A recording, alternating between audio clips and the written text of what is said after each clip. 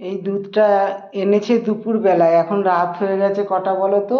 9:45। এখন জ্বালাবো দুধটা, এখন জ্বালিয়ে রাখবো। এটা কিন্তু অফারের দুধ।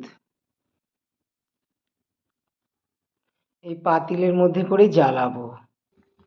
দেখেছো, পুরো 2 লিটার দুধ। বড় প্যাকেটটা 1 লিটার, আর ছোট দুটোতে 500 মানে হাফ লিটার, আর বড়টা 1 লিটার, মোট 2 লিটার। স্মার্ট পয়েন্ট থেকে নিয়ে এসছে। এখানে আমাদের স্মার্ট পয়েন্ট আছে, ওখান থেকে এই দুধটা নিয়ে এসছে, একদম কম দাম। দেখেছো, দুধটা জ্বালিয়ে তারপরে রুটি বানাবো আর সবজি গরম করব, তাহলেই হয়ে যাবে। রাত্রেবেলা বেশি কিছু করি না, রুটিটাই বানাই। আর বন্ধুরা, তোমরা তো জানো না, শিপ্রা দিদির হাত বাঁধা রয়েছে, ওই জন্য তোমাদের পরিবারে যেতে পারছি না। কালকে হয়তো ভালো হয়ে যাবে, জানি না, একদিন অন্তর আমাকে বেঁধে দিচ্ছে হাত। তোমাদের কি কারো আমার মতন হচ্ছে? তাহলে জানিও। এদিকে আটাটাও রেডি করে নিয়েছি, মাখবো। অল্প করেই বানাবো, বেশি একটা বানাবো না, 5-6টা বানাবো। রাত্রেবেলায় বেশি লাগে না।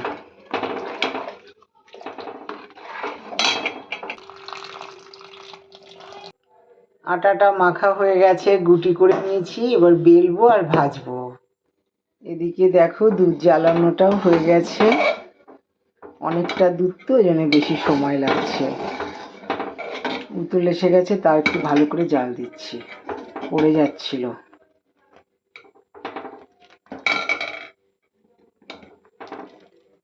ভালো করে জ্বালিয়ে তারপরে ঠান্ডা হলে বোতলে ভরে ফ্রিজে রাখবো, কেননা এই হাঁড়িটা তো ফ্রিজে ধরবে না।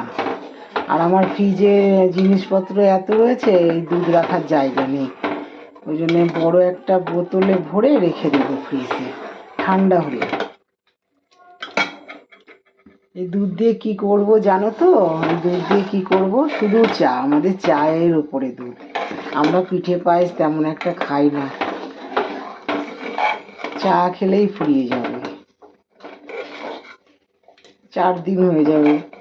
আমার ডেলি 500 করে লাগে। আজকে সকালবেলাও এনেছিল, তোমাদের দেখালাম। চা খেলেই ফুরিয়ে যাবে। আর এই যে সকালের দুধটা এতটা রয়ে গেছে, তাহলে দুধটা খুব সুন্দর করে জ্বালিয়ে নিলাম, তোমরা দেখতেই পাচ্ছ।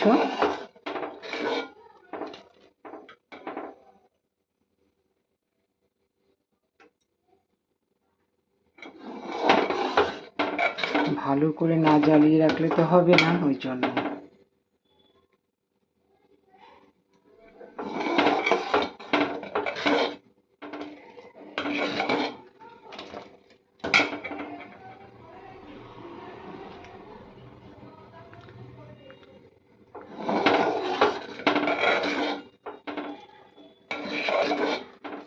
তাহলে আর রুটিটা দেখালাম না, রুটিটা আমি ভাজবো, দুধ জ্বালানোটাই তোমাদেরকে দেখালাম। ভালো করে দুধ জাল দিয়ে রাখতে হয়, না হলে না কেটে যাওয়ার সম্ভাবনা থাকে।